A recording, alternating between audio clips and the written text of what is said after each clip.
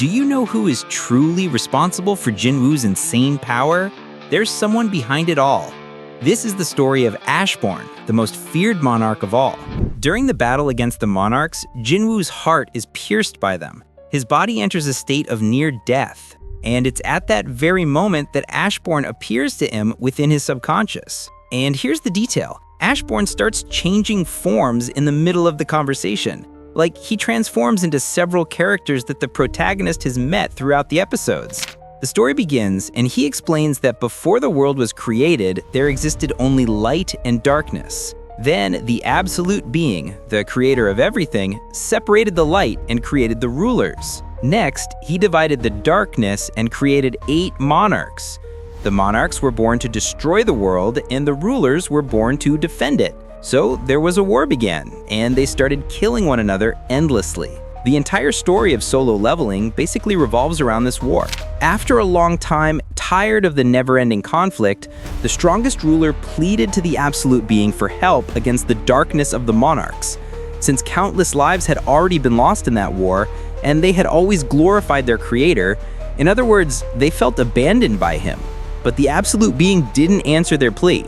That's when they realized the Absolute Being had no interest in ending that war, because the war itself was nothing but entertainment for him. Fight, you bastards! Fight! Chaos is everything to me! Even though they followed every command given by their creator, only death awaited them. Then they understood that as long as the Absolute Being existed, the war would never end. So, to end the war, they turned their swords against their own creator. That's when the rebellion began, and this is where Ashborn's story truly starts.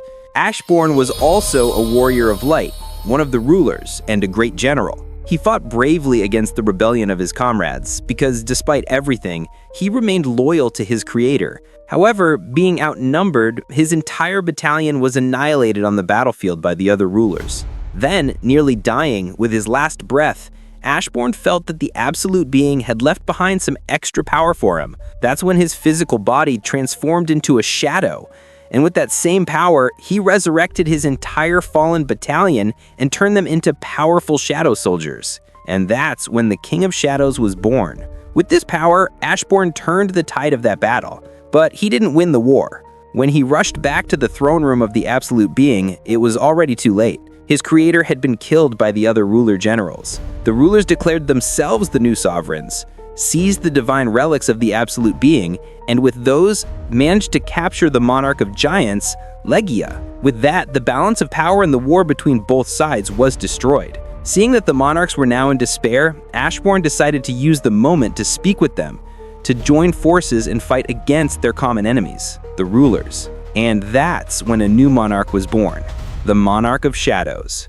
Ashborn was furious, determined to avenge the Absolute Being at any cost. But after some time, the other monarchs began to fear him. So he was betrayed again. Rakan, the Monarch of Beasts, and Baran, the Monarch of White Flames, gathered their armies and attacked Ashborn. The battle was fierce, but Ashborn still managed to win. Seeing that he was about to lose, the Monarch of Beasts fled from the battle. Baran then had to pay the price alone. He was captured and imprisoned by Ashborn. At that moment, the rulers approached Ashborn, and surprisingly, they knelt and asked him for forgiveness. They said that there was no longer any reason for them to keep fighting each other. Ashborn knew that the rulers didn't really need his forgiveness, since together they were much stronger than he was. But still, they sought peace with him. They respected him deeply because he had led countless battles when he served in the Army of Light. Even so, the Monarch of Shadows grew furious with the rulers and threw in their faces how treacherous they had been towards their own creator. They claimed that, despite everything, the Absolute Being had been their sovereign too, and that they carried the weight of that sin. When he heard that, he became enraged, grabbed his leader by the helmet, and called them all heinous criminals. Not knowing how to respond to such a request for forgiveness, he asked them to kill him right there, saying he had lost the will to fight. And with that, the rulers would have finally won the war once and for all. The rulers asked him to calm down and to look deep into his heart for a way to forgive them. Then, everyone in the Army of Light bowed before the monarch. After that, Ashborn withdrew from the battlefield to recover and prepare to hunt down the Monarch of Beasts who had escaped. Meanwhile, the rulers were massacring the remaining monarchs. Despite the betrayal of 2 monarchs, the Monarch of Destruction reached out to Ashborn, asking him to join them again, saying that now was not the time to fight amongst themselves, that they should instead find a planet to build a new army. That planet, of course, was Earth. But to leave the dimensional rift and enter Earth, they needed a host body. However, not just any body would do, it had to be one capable of withstanding the full power of the monarchs. But since both the Monarch of Destruction and the Monarch of Shadows were far too powerful, finding a vessel strong enough to endure their power was almost impossible. That's when a mage known as the Architect, whom everyone should already know, offered his services to find a body for Ashborn. The Architect then created that system through which Jin-Woo manages his stats and abilities. Eventually, the system found a young man who surpassed all expectations. Someone weak, who had always been close to death, yet managed to survive time and time again. Ashborn then chose Jin-Woo, even though the Architect opposed the decision.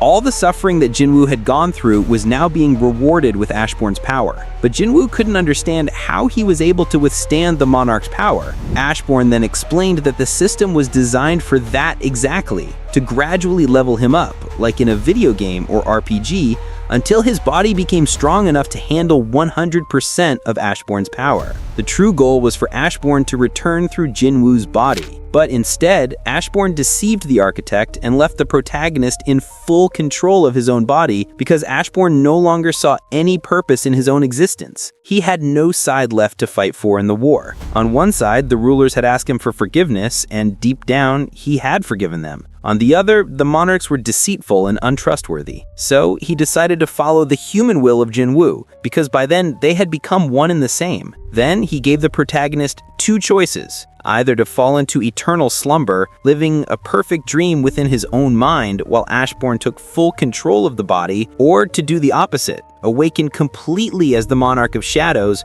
and return to reality where a long battle against his enemies awaited. Jin-Woo chose to wake up from that conversation and said that he would continue fighting against the monarchs. Ashborn then smiled at his answer and said that he would now return to his eternal rest and that they would probably never meet again. And thus ended the meeting between Jin-Woo and the old monarch. So, what do you think?